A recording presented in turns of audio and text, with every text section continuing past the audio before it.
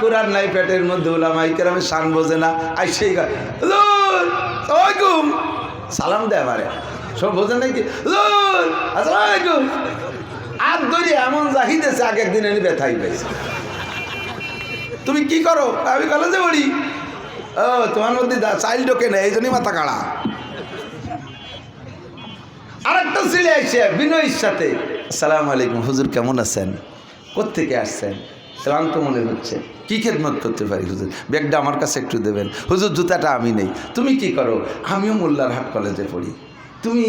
জি হুজুর আমি আগে এইখানে নুরানিতে পড়ছি, আমি এই যে মাদ্রাসায় নুরানিতে পড়ছি, পরে কোরআন শরীফ শেখার পরে এখান থেকে 7 পড়ে পরে আমি হাই স্কুলে গেছি, ম্যাট্রিক পাস করে কলেজে পড়ি। হুজুর জি হুজুর আমিও কলেজে পড়ি। এটা এই একই ধান, ওটার মধ্যে চাইল ঢুকে নেই। হুজুর কেমন আছেন? আওয়ালের বেটা আওয়াল। আর এটার মধ্যে চাউল ঢুকছে নুরানি মাদ্রাসার থেকে, মাথা নিচু, কলেজে পড়ে, তারপরে বিনয়ী। কথা কন না কেন? আপনারাও রাস্তাঘাটে তাদের সাথে সাক্ষাৎ করে দেখবেন, দুই রকমই পাবেন, দুই রকমই পাবেন। যার মধ্যে কোরআন ঢুকছে তার পেট ভরা চাউল, চাউল হলে ধানের মাথা উঁচু থাকে না, নিচু হয়ে যায়। যার পেটের মধ্যে চাউল কোরআন ঢোকে নাই, তার ভিতরে চাউল ঢোকে না, ওটা সিটে ধানের বাইল খাড়া হয়ে থাকে। দেখবেন পাইকে পয়সে যায় তবুও খাড়া হয়ে থাকে, পয়সে যাওয়ার আগ পর্যন্ত খাড়া থাকে, ভিতরে চাউল নাই। ও দোস্তরে, এই কোরআন দুনিয়ায় যতদিন আছে, দুনিয়া অতদিন আছে। কোরআন থাকবে না তো দুনিয়া আর কিছুতে ধরে রাখতে পারবেন না। দুনিয়া আজ আছে না নাই কন? বর্তমানে আছে না নাই?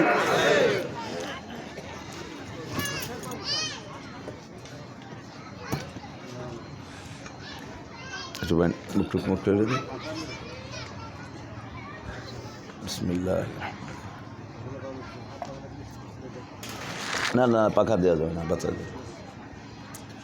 কোরআন দুনিয়া আছে, একদিন থাকবে না, এ কথা বিশ্বাস হয়? সত্যি?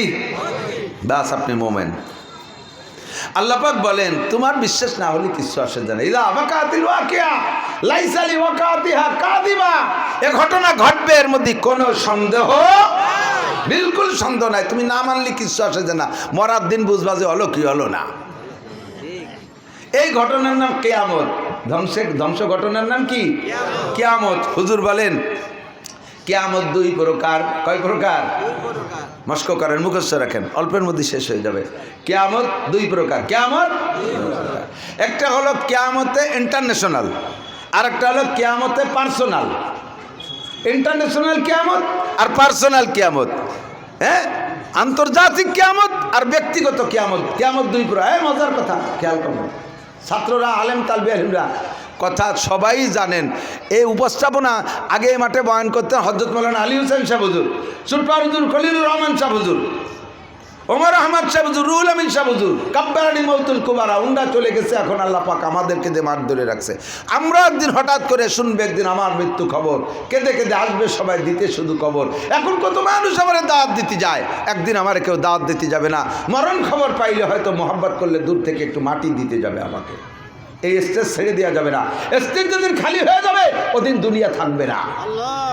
এই স্টেজে যেদিন বসার লোক না থাকবে সেদিন আর দুনিয়া থাকবে না।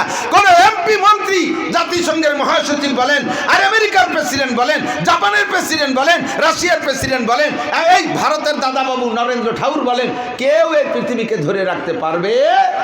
এই চেয়ার খালি হলেই দুনিয়া শেষ। এজন্য উলামায়ে কেরাম বলা শিখতে হবে, কথা ধারণ শিখতে হবে, সবাই খেয়াল করতে হবে। দুনিয়াটা ধ্বংস হবেই হবে, ঠিক না? লাইসা লিওয়াকাতিহা কাযিবা, এই ঘটনার মধ্যে কোনো সন্দেহ নাই। এই কিয়ামত দুই প্রকার, একটা হলো আন্তর্জাতিক কিয়ামত আর একটা হলো পার্সোনাল কিয়ামত। আন্তর্জাতিক কিয়ামত যেদিন দুনিয়ায় কিচ্ছু থাকবে না, ইসরাফিল আলাইহিস সালাম সিংহায় ফু দিয়া সব ধ্বংস করে দেবে, সব ধ্বংস হয়ে যাবে, কেউ থাকবে না। কোনো প্রাণী জগৎ বলেন আর জড় জগৎ বলেন, জীব জগৎ বলেন, তিনে জগৎ শেষ, কিচ্ছু থাকবে না। শুধুমাত্র থাকবে আরশ বহনকারী 8 জন ফেরেশতা, হামিলাতুল আরশ, আরশ বহন, যুবক আমার দিক থেকে, আরশ বহনকারী 8 জন, আর জিবরাইল, মিকাইল, ইসরাফিল, আজরাইল 4 জন, মোট 12 জন, আর আল্লাহ একজন 13 জন, আর খেলা ফাইনাল, সব শেষ। এটা হলো ইন্টারন্যাশনাল কিয়ামত। আল্লাহ। আর পার্সোনাল কিয়ামত আল্লাহ নবী বলেন মাম্মা তাকাদ কিয়ামাত কিয়ামাতুহু, যে যেদিন মারা গেল তার কিয়ামত সেদিন হয়ে গেল। দুইটা ফু হবে সিঙ্গার, এক ফুতে ধ্বংস করে দেবে আর এক ফুতে উঠাবে। তো প্রথম ফুতে ধ্বংস হবে সেই সময় যারা থাকবে তারা, আর আমি আপনি আজকে যারা মারা যাচ্ছি, কাল যারা মারা যাচ্ছি, ওই ঘটনার আগে যারা মারা যাব, আমরা প্রথম সিঙ্গার ফুক টের পাবো না, আমরা পাবো দ্বিতীয় সিঙ্গার ফুক টের পাইয়া হাসরের মাঠে উঠব। কাজেই আমার মরণ যেদিন, আমার কিয়ামত সেদিন। হুজুর বলেন মাম্মা তাকাদ কিয়ামাত কিয়ামাতুহু, যে যেদিন মারা গেল তার কিয়ামত সেদিন হয়ে গেল। এইটা হলো পার্সোনাল কিয়ামত, এইটা পার্সোনাল কিয়ামত। আর ইন্টারন্যাশনাল কিয়ামত সব ধ্বংস করার পরে থাকবে মাত্র 13 জন। কয়জন? আল্লাহ আজরাইলকে জিজ্ঞেস করবে, আজরাইল সব কি শেষ করছো? জি আল্লাহ। বাংলাদেশে গেছিলে? হ্যাঁ সব। ওই যে গাড়ফার বাগানের ভিতরে যারা, ও তো আগেই দিছি শেষ করে। বঙ্গোপসাগরের স্তরে কয় তাও দিছি, আটলান্টিক মহাসাগরের স্তরে সব। করম জল দেখতে গেছে সুন্দরবনের বাগানের মধ্যে কটা গেছিল, সে কটা কি বার হয়েছে? ওকে তো ওই জায়গায় শেষ করছি। কুয়োকাটার স্তরের পর কয় দিছি, তাও সাফ করিয়া সব শেষ। আছে কি? কয় আল্লাহ নাহনু ইসনা সেরাওয়া আন্তা, আমরা 12 জন আর তুমি, আল্লাহু আকবার, এই 13 জন আছি মোটে। আল্লাহ কয় হে আজরাইল, জিব্রাইল, মিকাইল, ইসরাফিল, এ 3 জন শেষ করে দাও। যে ইসরাফিলের সিঙ্গার ফুকে সব শেষ, এই ইসরাফিল সহ বড় 3 জনের শেষ করো, তাদের জান কবজা করো। আজরাইল আলাইহিস সালাম ওই 3 জনের জান কবজা করে আল্লাহর কাছে জমা দেবে। আল্লাহ আবার বলবে আলান মা বাকিয়া, এখন কিরা কিরা আছে? আল্লাহ এখন আছে 10 জন। থামানিয়া হামেলাতুল আরশ আনতা ওয়া আনা, আরশ বহনকারী 8 জন আর তুমি আর আমি। আল্লাহ কয় আরশ বহনকারী 8 জনের জানও এনে দাও। আজরাইল বলবে আল্লাহ আরশ বহনকারী 8 জনের যদি মেরে ফেলি তোমার আরো সুসু করে রাখবে কিনা? এই 8 জন তো আরো সুসু করে রাখছে। আল্লাহ কয় আজরাইল পড়ো কুল হুয়াল্লাহু আহাদ আল্লাহুস সামাদ। বলো সে আল্লাহ কয়জন? আর সেই আল্লাহর যোগ্যতা কি? আল্লাহুস সামাদ, আল্লাহ ওয়া মুকাফিকি, অমুখাপেক্ষী বেনিয়াস। এ আরশ বহনকারী 8 জনে মারে ফেললে যদি তোমার ভয় হয় যে আরশ নিয়ে আমি হুড়মুড় করে পড়ে যাব, তাহলে আমি তো মুখাপেক্ষী হয়ে গেলাম ওই 8 জনের কাছে। আমি আল্লাহ এমন আল্লাহ না যে বছরে একবার আমার রং উঠে যায়, বাইরেতে মিস্টেরিয়ায় না আমার রং দেওয়া লাগে। আমি আল্লাহ এমন আল্লাহ না যে বছরের শেষে আমি দুর্বল হয়ে যাই, পিছন দিয়ে বাস ঢুকই দিয়ে 2-3 পাঁচ দিয়ে বাস বাদে আমার ঠেলে রাখা লাগে। আমি আল্লাহ এমন আল্লাহ না যে আমার নাক মুখ করে কুত্তো স্প্রে করে দিয়ে আমি ঠেকাতে পারি না। আমি আল্লাহুস সামাদ, আমি আল্লাহ মুখাপেক্ষী, কাহারও কাছে ঠেকানা। কাজী দাও মাইরে দাও।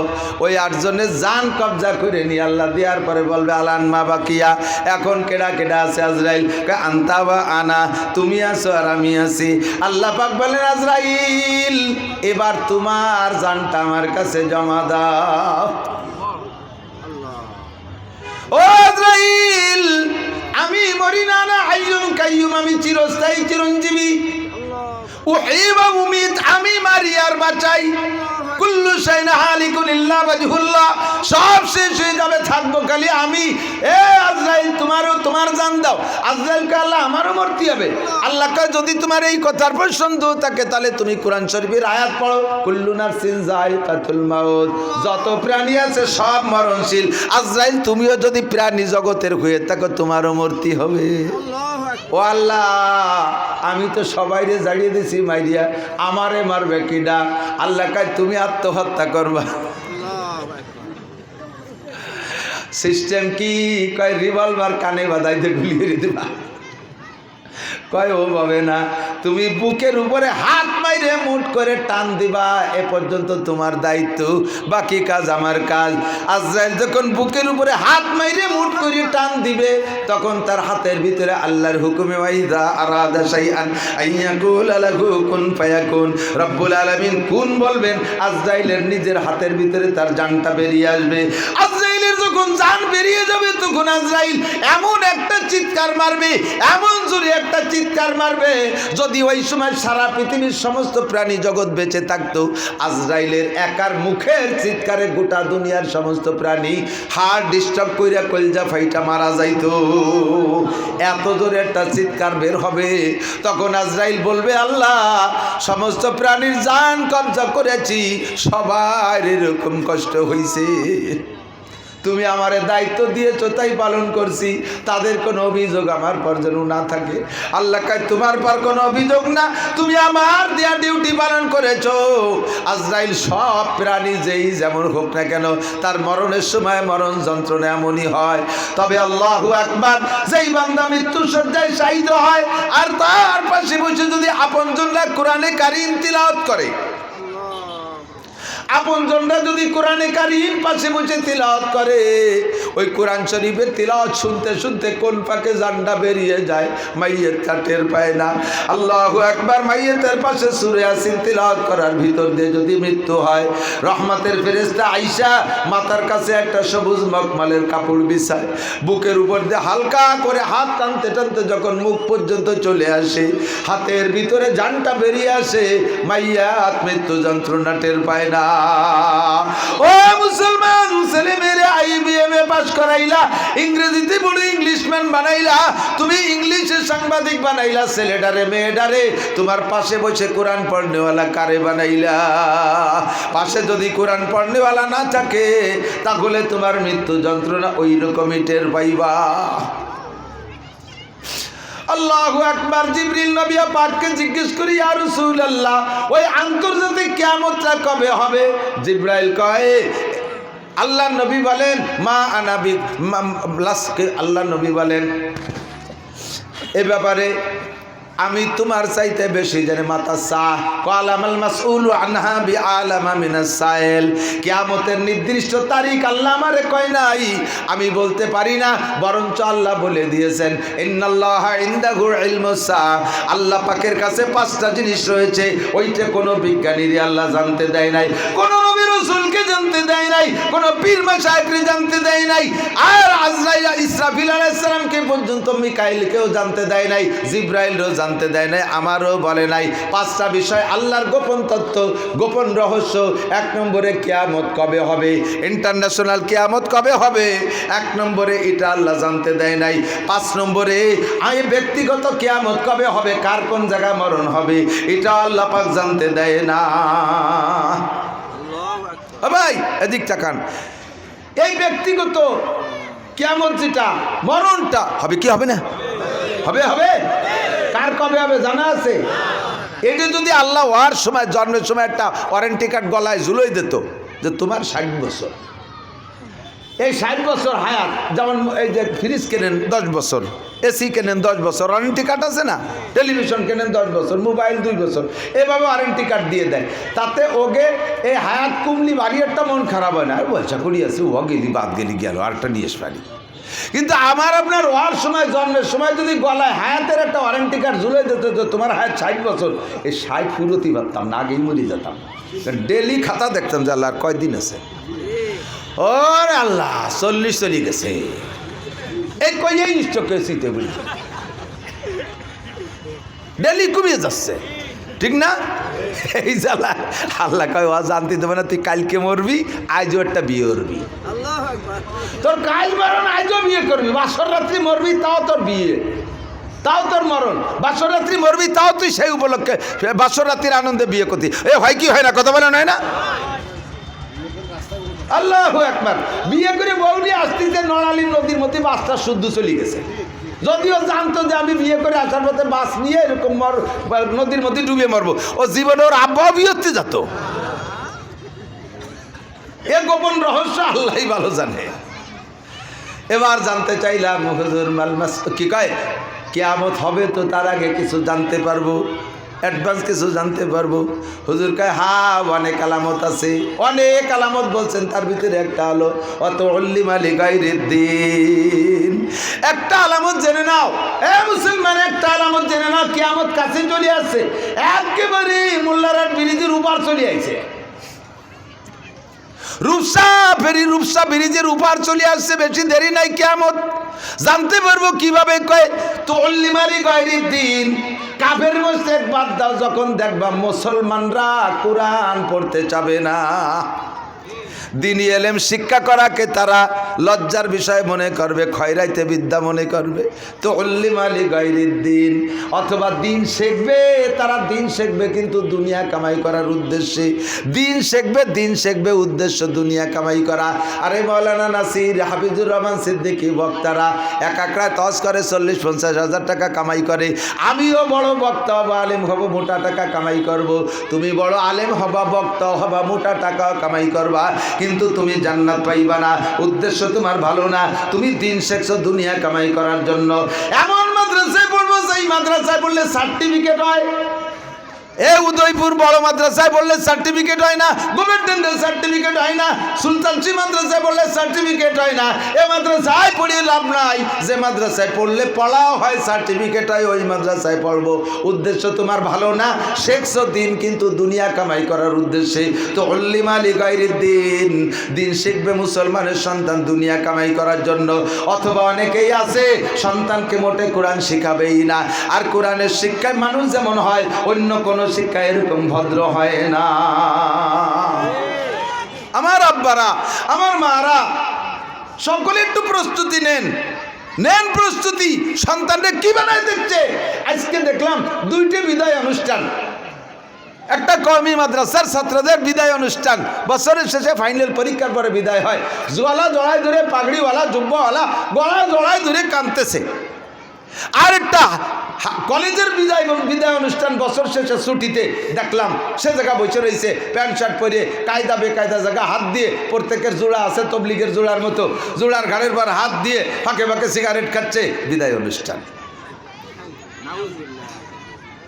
বাংলাদেশের ট্রান্সজেন্ডার নাম শুনছেন তো, মুরব্বীরা শোনেন না? ট্রান্সজেন্ডার, লিঙ্গ পরিবর্তন, মানে ছেলে নিজেরা মাইয়া মনে করবে, আর মাইয়া ছেলে মনে করবে, এই মনে করে যার যা খুশি তাই করবে।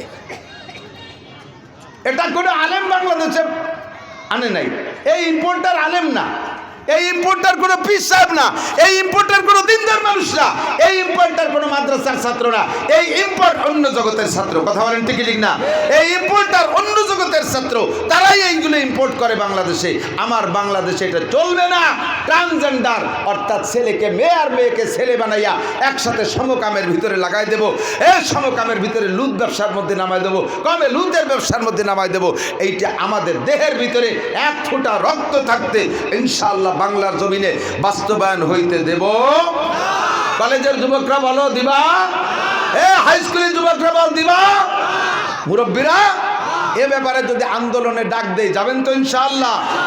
সরকারকে হাতে ধরি, পায়ে ধরি, যেভাবে বলি, ও সরকার মহোদয় যারা আছেন, আমাদের ভোট নিয়ে, আমাদের সমর্থনে আপনারা জাতীয় সংসদে পবিত্র জায়গায় বৈশা অপবিত্র কাজকে বাংলার জমিনে আপনারা বাস্তবায়ন করার প্রয়াস চালাইবেন না। ইনশাআল্লাহ এদেশের মানুষ, 16 কোটি মানুষ নামাজ না পড়লেও এরা ইমানদার, নামাজ না পড়লেও ইমানদার, আরে রোজা না রাখলেও ইমানদার। আকামকে দেশের মানুষ প্রশ্রয় দেবে। কিয়ামতের আলামত এগুলো কি? কিয়ামতের কওমে লুতকে আল্লাহ তাআলা এই আকামের কারণে, সমকাম আকামের কারণে 80 স্কয়ার মাইল জিব্রাইল আর মিকাইল এইভাবে মাটি খুঁজে নিয়ে আকাশে উঠই নিয়ে ফেরেস্তার মাধ্যমে বোমা মাইরিয়া তুলো ধুনা পেশা করে উল্টোইয়ে মাটির নিচে ডাবাই দিয়েছে। আজও পর্যন্ত সেটা সাগর হয়ে রয়েছে পড়িয়া। তার ভিতরে পানি, বিষাক্ত পানি, কোনো পানি ব্যবহার করা যায় না। তার ভিতরে 1 কেজি পানিতে 800 গ্রাম লবণ, এত কালো আর এত তিক্ত, ব্যবহারযোগ্য নাই। ক্ষুধার গজবের সাগরে পরিণত হয়ে গেছে। বাংলাদেশকে গজবের সাগরে পরিণত করেন না। মরবে ওরা, আকাম আবিষ্কার করছে যারা, মরবে তারা। কথা বলেন ঠিক না? তো কিয়ামতের আলামতের মধ্যে একটা হলো তুল্লিমালি গায়রিদ দিন। এদিক তাকান, আমি আপনাদের এখানে একটা জানাজা পড়াইছিলাম, হাফেজ মাওলানা তাওহীদুল ইসলাম, মনে আছে না? তার ছোট ভাইও যোগ্য ছিলেন। তো আমাকে শ্রদ্ধা করতো, ভালোবাসতো, মোহাব্বত করতো তাওহীদ। মাগুরায় যাওয়া শিখছি, মাগুরায় শত মাহফিল করছি, তাওহীদ আমার রাহবার ছিল। আমি তার জন্য খাসভাবে দোয়া করতে বাধ্য, মোহাব্বত করি।